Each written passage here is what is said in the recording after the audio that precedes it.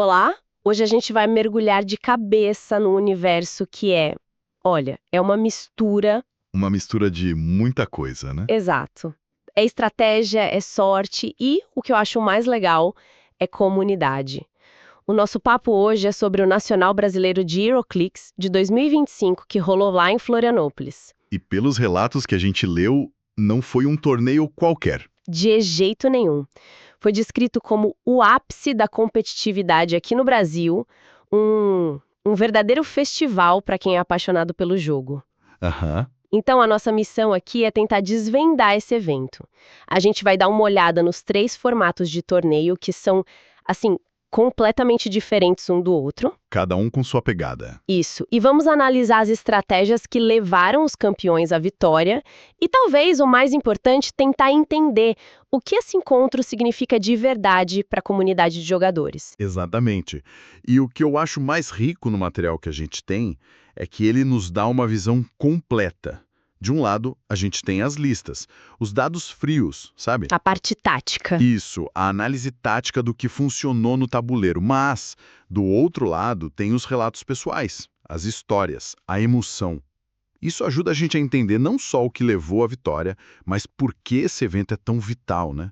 Misturando essa competição ferrenha com um senso de camaradagem que é palpável. Certo? Então vamos começar a desembrulhar isso.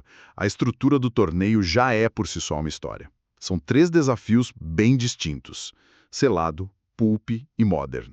3 mundos diferentes. E pelo que eu entendi, cada um testa uma habilidade totalmente diferente do jogador. É quase como se fossem 3 esportes dentro do mesmo fim de semana. É uma ótima forma de colocar. Vamos começar pelo primeiro, o Super Sealed. Aqui a palavra-chave é improviso. Total. Os jogadores chegam, assim, de mãos abanando, recebem 3 boosters, que são pacotes com miniaturas aleatórias, e precisam montar um time de 400 pontos com o que a sorte deu para eles. Peraí, isso é fascinante. É tipo um MasterChef de HeroClix, você só tem os ingredientes da caixa surpresa? É bem por aí.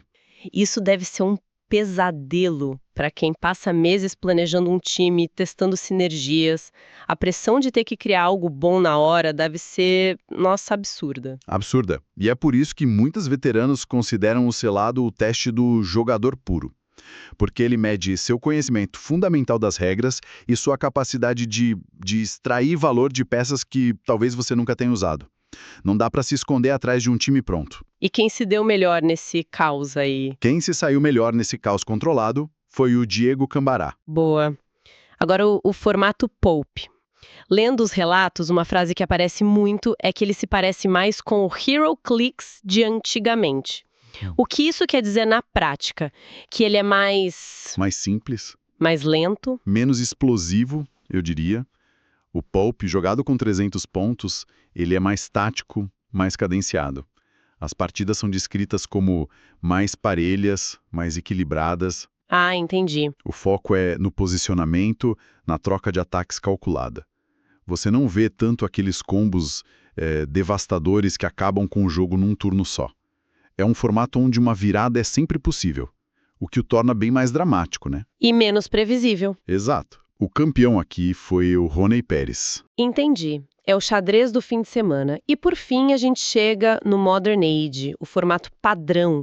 Esse aí parece ser o evento principal, a grande atração. Sem dúvida.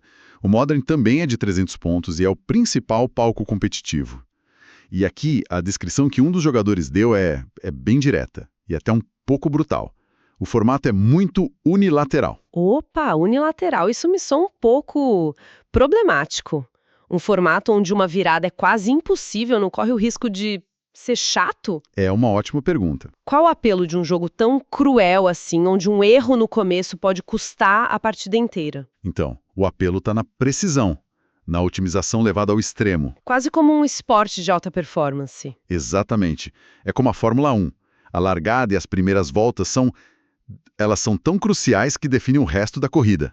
No Modern, a gente vê os times mais estudados, as sinergias mais complexas. A preparação é tudo, então. É um teste de preparação e execução perfeitas. Se o Pulp é xadrez, o Modern é uma corrida de arrancada. E o grande vencedor, o piloto mais preciso, foi o Pedro Dom. Então, o grande insight aqui não é só que os formatos são diferentes.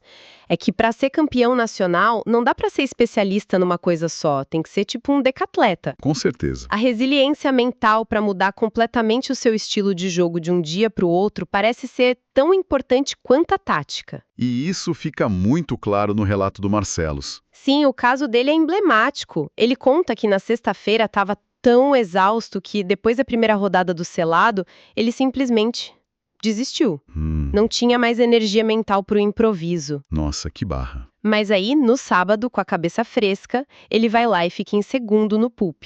E no domingo em terceiro no Modern. Uau! Isso mostra que ser um jogador completo no Nacional exige muito mais do que ter um bom time. Exige resistência, versatilidade e um conhecimento quase enciclopédico do jogo.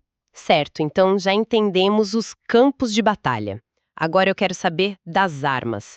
Que tipo de time maluco ou genial a galera levou para essa guerra? Pelo que eu vi, o formato Pulp teve um chefão bem claro, né? Ah, sim. O meta do Pope girou em torno de uma figura colossal. Thanos. O Titã Louco. É ele mesmo. Lendo os números, a gente vê que de uns 5 ou 6 jogadores que apostaram nele, 3 chegaram no top 8. É o que a gente chama de uma peça gravitacional. Ela distorce o jogo.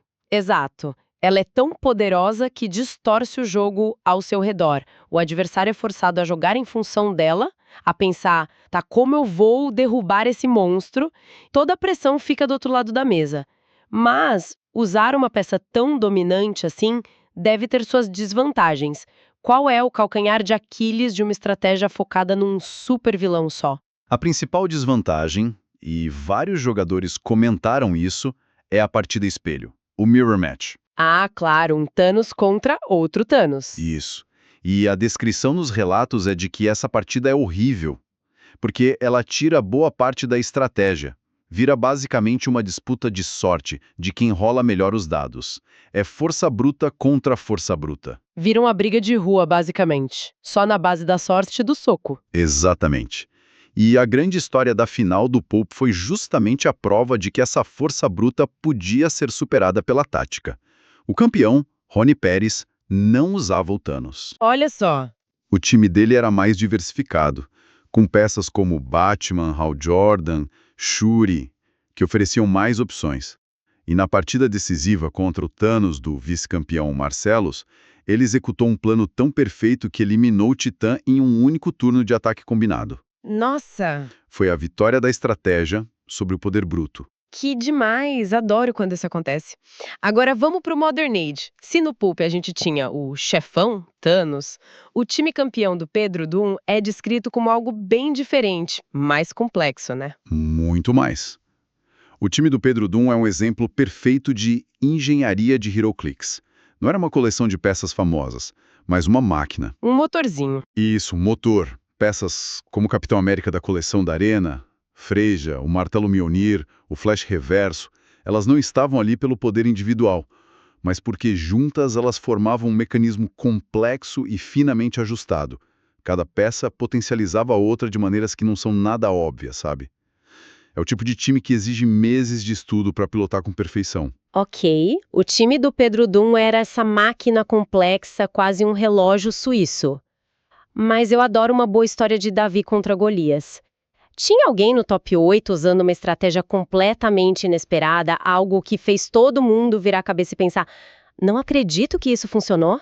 Com certeza. E isso mostra a profundidade do formato.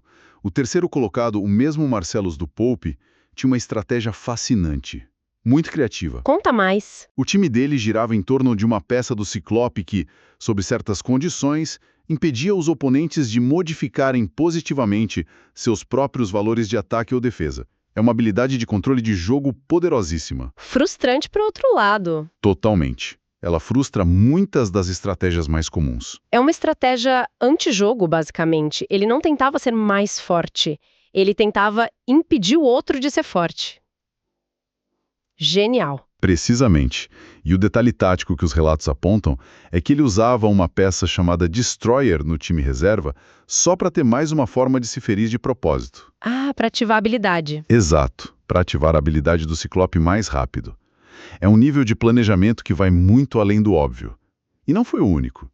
No Top 4, também teve a estratégia do Digão, que usava um Homem-Aranha com a habilidade de quebrar os equipamentos dos adversários. Nossa, isso é muito útil. No cenário onde itens são cruciais, ter uma estratégia focada em desarmar o oponente é extremamente inteligente. Depois de toda essa guerra tática, essa análise de peças, sinergias e estratégias que fritam o cérebro, o que fica, lendo os relatos, a sensação que dá é que a competição é só a desculpa para outra coisa muito maior acontecer, né? Você chegou no coração do evento. Para muitos desses jogadores, o Nacional é a única chance do ano de encontrar pessoalmente os amigos com quem eles só conversam online. Aham. Eles passam o ano todo em grupos de WhatsApp, em fóruns, discutindo táticas, trocando ideias. O evento é o momento em que essa comunidade digital se torna física. É o pilar que mantém o jogo vivo e relevante no país. E tem uma história no material que, para mim, resume tudo isso de uma forma espetacular. A história da Fellowship, a comitiva que veio do Rio de Janeiro. Essa história é incrível. Eles não apenas se organizaram para uma viagem de carro do Rio até Florianópolis, que já é uma jornada. Uma aventura. Isso, eles criaram uma identidade de grupo.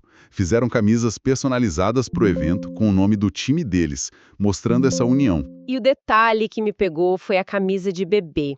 Eles fizeram uma camisa em tamanho miniatura para o filho recém-nascido de um dos membros, o Cambará. Isso vai muito além do jogo, sabe? Com certeza. Mostra que o troféu que eles realmente queriam ganhar era o de melhor grupo de amigos. É esse tipo de coisa que faz uma comunidade durar. Sem dúvida.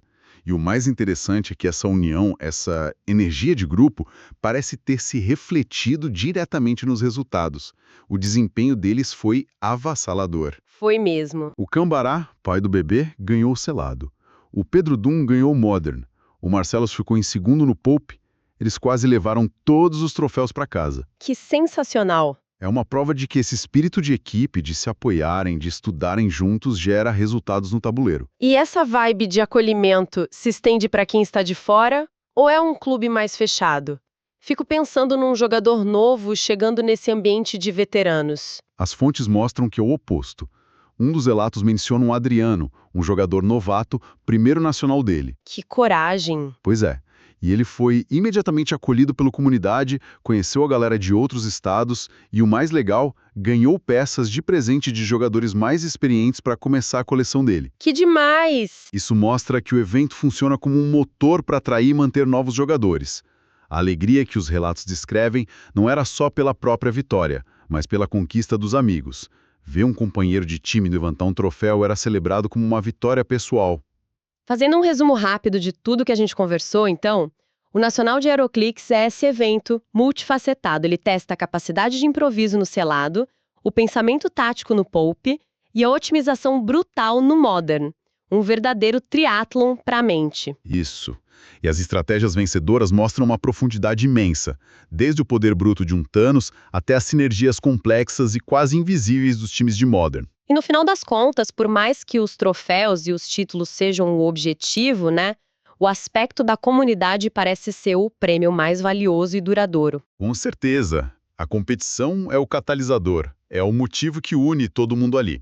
Mas a chance de fortalecer laços, de transformar avatares online em amigos de verdade e de compartilhar essa paixão, esse é o verdadeiro legado que o evento deixa. Isso me leva a um último ponto. Um dos relatos termina com um dos jogadores mal tendo acabado o Nacional, já super animado para as próximas coleções que seriam lançadas. Sim, ele falou que ia mudar o jogo completamente. Exato. E isso levando a uma questão fascinante, né? Que vale para qualquer pessoa que se dedica a um hobby competitivo, seja HeroClix, um card game ou um esporte. Em um jogo de estratégia que está sempre evoluindo, com peças novas, regras novas, com o cenário mudando o tempo todo, o que é mais crucial para o sucesso e talvez mais importante, para a satisfação a longo prazo? Dominar as táticas do momento, que podem ficar obsoletas em poucos meses, ou é construir essas conexões com a comunidade, que sobrevivem a qualquer mudança nas regras do jogo?